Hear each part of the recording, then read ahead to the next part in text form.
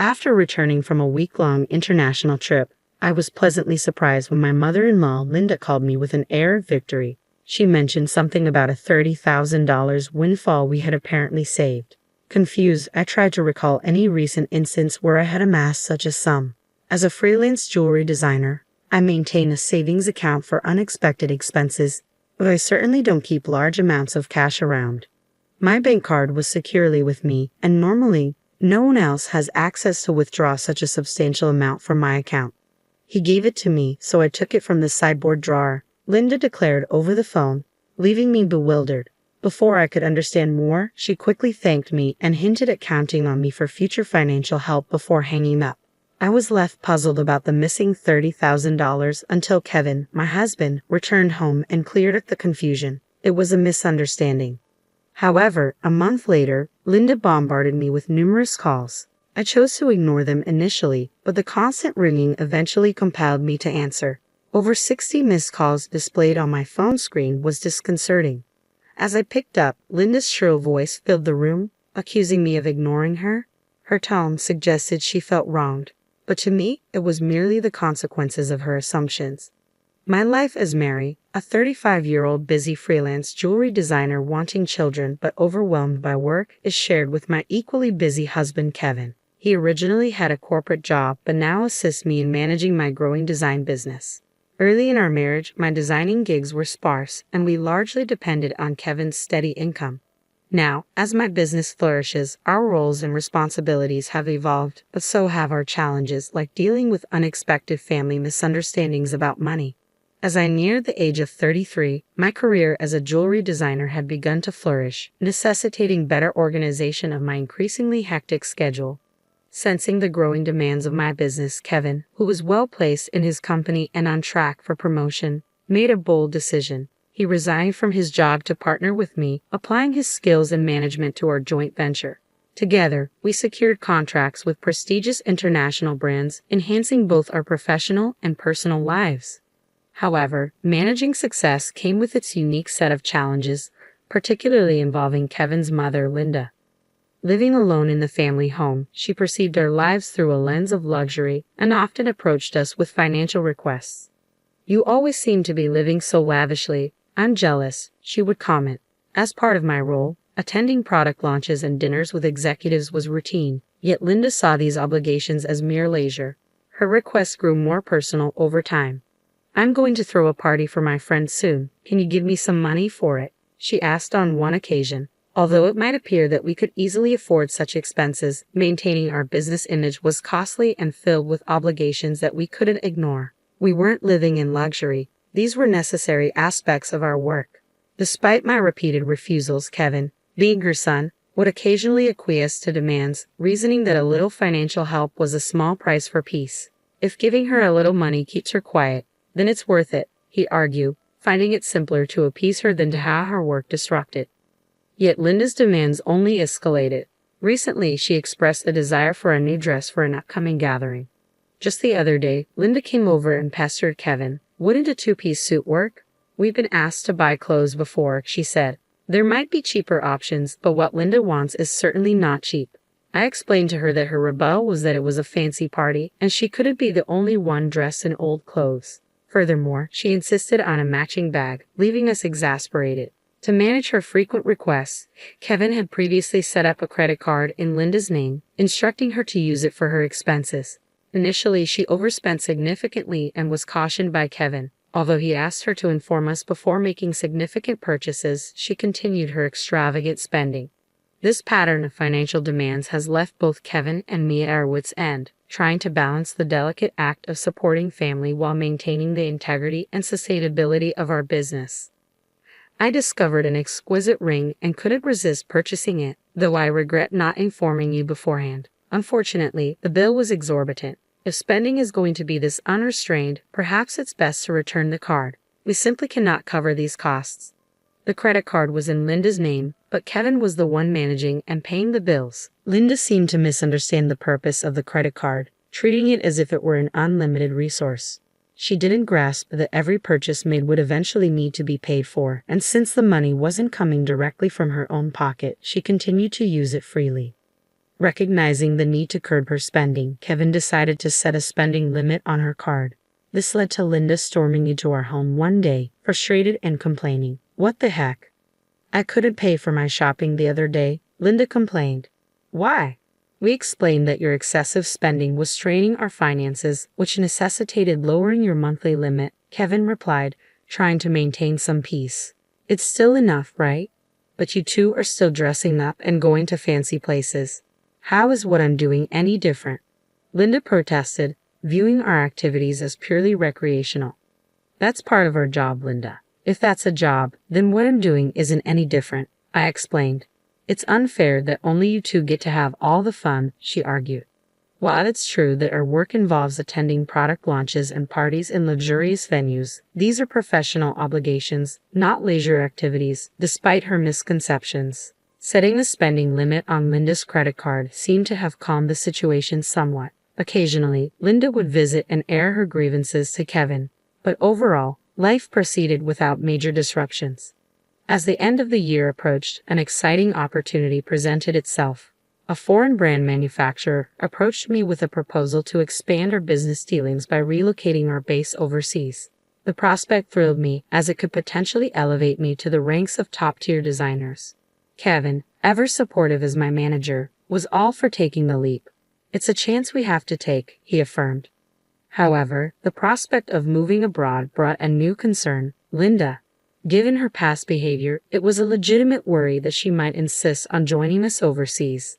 The idea of living internationally was appealing, yet the thought of dealing with Linda's demands in a new country was daunting. When we shared our plans to move overseas for work with Linda that weekend, she responded exactly as we predicted. "I want to come too," she declared, assuming our move would be an endless vacation. "We're going there for work. It won't be as leisurely as you think," Kevin tried to clarify. "You're trying to trick me. You plan to live even more lavishly there without me watching," she accused. "We're not moving there permanently. We'll come back after our work is done," I assured her. I explained, trying to ease her concerns. "Yes," she retorted, "you're saying that, but you're planning to leave me behind, aren't you?" Exhausted by this repetitive argument, both Kevin and I were weary.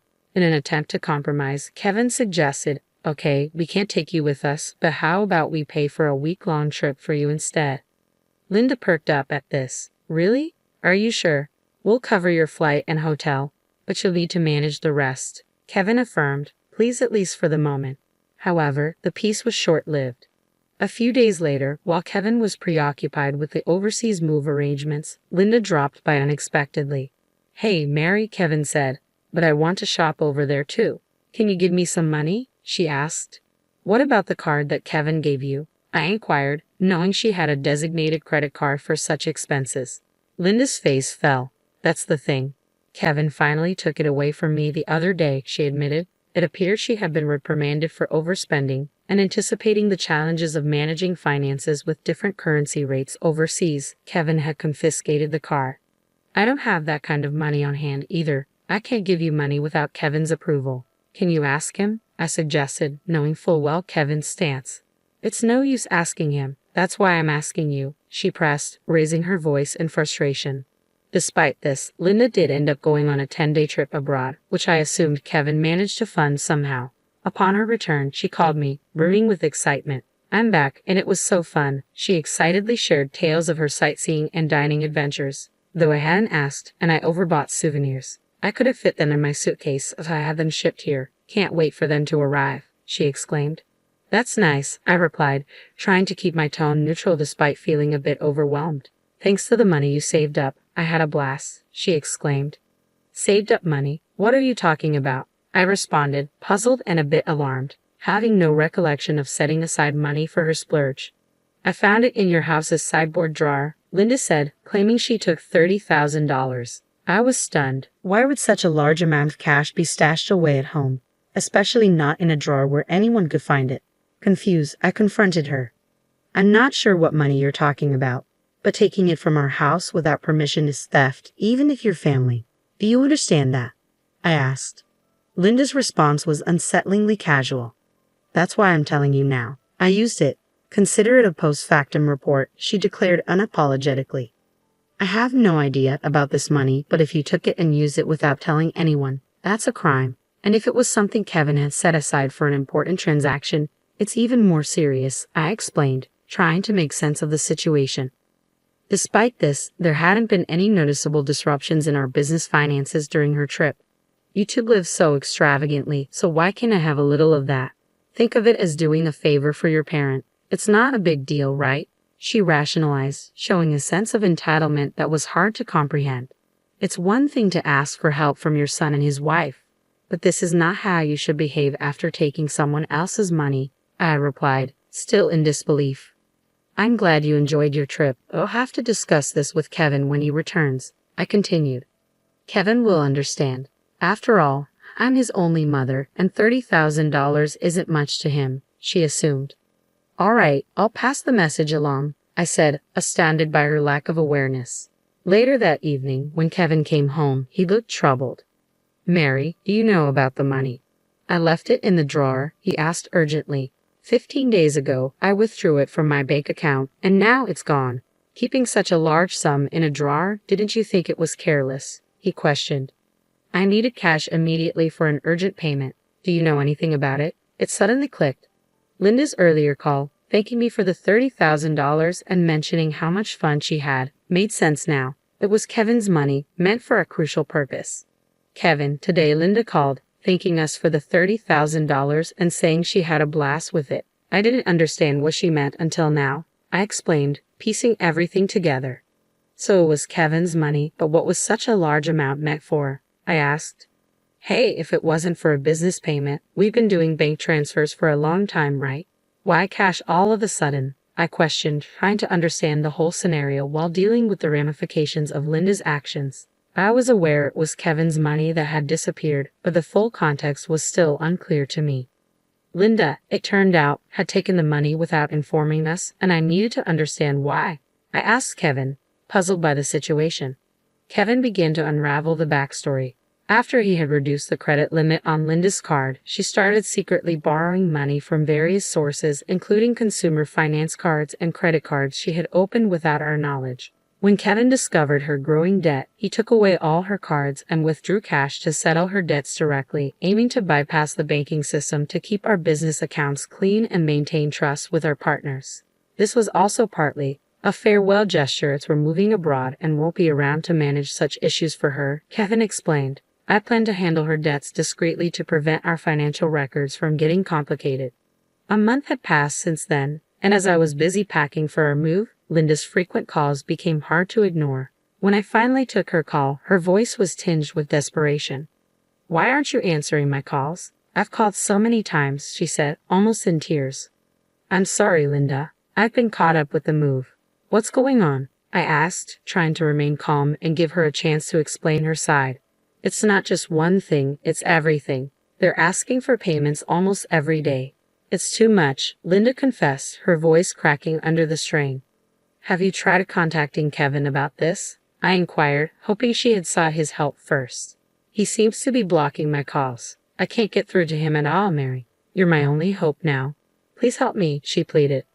I realized then just how complex the situation had become. Linda's financial recklessness had led her into a labyrinth of debt, and now, isolated from Kevin's assistance, she was turning to me as her last resort. As we prepared to start anew in a foreign country, the challenges of dealing with Linda's financial chaos loomed large, demanding immediate attention before we could fully focus on our new beginnings. I was taken aback by Kevin's drastic approach toward his own mother. If he had used the prepared funds to directly settle Linda's debts, this distressing situation might have been avoided. Instead, Linda was now overwhelmed with collection letters and relentless calls from finance companies and consumer lenders. It was a scene reminiscent of something from a dramatic film, one I had never expected to witness in real life. I'll talk to Kevin, but I can't guarantee what he'll do. A son should help his mother in trouble, right? Please ask him for me, Linda pleaded at the end of our conversation. However, with our impending business expansion and our financial resources already stretched thin, we couldn't afford to further assist Linda, especially given that she had misused the money meant to settle her debts. When I relayed the details of the call to Kevin upon his return home, he responded with a mixture of fatigue and resignation. I had planned to sort things out before we left. But she squandered that chance herself, he said coldly. Indeed, the money was originally earmarked to clear Linda's debts, but she had instead blown it on a lavish trip, leaving no room for excuses. As Linda's calls persisted, I followed Kevin's lead and set her number to block, although part of me wished to help her. After all, she was Kevin's mother, but there was nothing I could do if he had chosen to detach from the situation. Meanwhile, the day of our move overseas was quickly approaching, and I still had a lot to pack. Amid the chaos of packing, I discovered another troubling piece of news. Linda had resorted to selling her house to manage her debts. It turned out she had concealed even more liabilities than we knew. The total amount was so substantial that even after selling her property, she couldn't cover it all. The thought of losing the family home where Kevin had grown up was profoundly upsetting. "Hey, our family home is gone. Are you okay with that?" I asked, sensing his sadness. "How can I be okay, but there's nothing we can do," Kevin replied, his voice tinged with sorrow. Losing the house where he grew up must have felt like a great loss, akin to how I felt when I lost my parents' house early in life. In the midst of these complex feelings and the heavy task of packing, we had to come to terms with the fact that some situations were beyond our control and focus on our future. As we prepared to start anew in a different country, the bittersweet reality of losing a family home struck me deeply. I observed the situation unfolding with Kevin. Unlike my past experiences, Kevin had not only lost the tangible structure where his earliest memories were formed, but also his emotional sanctuary. All this while his mother, Linda, is still alive. It's an indescribable feeling, the mixture of loss and displacement, especially under such painful circumstances, I thought. The impact is profound and complex, far more than mere bricks and mortar. It's about losing a part of one's history and the comfort of a place to return to that no longer exists. Linda, now residing in a modest apartment, faces the daily grind of managing her debts. She works part-time, a challenging reality given her age. Employment opportunities for the elderly are not just limited, they're often physically demanding and less rewarding. This stark new reality for her is a drastic shift from her previous life, believed to be filled with unchecked spending and financial freedom. Though sympathy naturally arises seeing her struggle, it's tempered by the knowledge that her situation is the direct result of her own financial imprudence. Life teaches us that actions have consequences, and Linda's case reaffirms the harsh truth that financial responsibility is crucial at any age. Back in our new environment, the business is thriving beyond our initial expectations. The move overseas has catapulted our brand into the international spotlight, bringing in a flurry of inquiries and offers from various corners of the globe. Every new email and call brings potential for expansion and collaboration, which is incredibly exciting but also immensely demanding. The success is exhilarating, however, it envelopes our entire lives, leaving little room for anything else. Days blend into nights as we navigate time zones and cultural nuances, striving to make the most of this golden opportunity. Despite the professional achievements, our personal lives bear the weight of our relentless schedules. The dream of expanding our family seems more like a distant vision, something we hope to circle back to when the waves of immediate demand subside. Kevin, who juggles multiple roles from logistics to client management, feels this strain acutely. As partners in both life and business, we find ourselves pondering the future and our priorities, wondering how we can align our professional goals with our personal desires. As I look out of our apartment window, taking in the view of the far landscape, the neon lights blur into the night, mirroring the blur of our daily lives. It's a view filled with promise and anonymity. A stark contrast to the familiar streets we once knew. This city, vibrant and relentless, is now our home, yet it starkly contrasts with the quiet, steady life we left behind. The complexity of our new life is exciting but also daunting, filled with endless tasks and decisions that challenge us at every turn.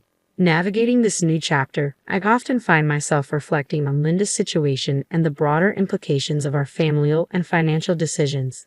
It's a continuous learning curve, understanding how deeply intertwined our choices are with the fabric of our lives. Each decision, each sacrifice, and each success shapes not just our immediate circumstances but also the legacy we leave behind. As we build this new phase of our life, we remain mindful of the delicate balance between achieving success and maintaining the relationships that define who we are beyond our business achievements.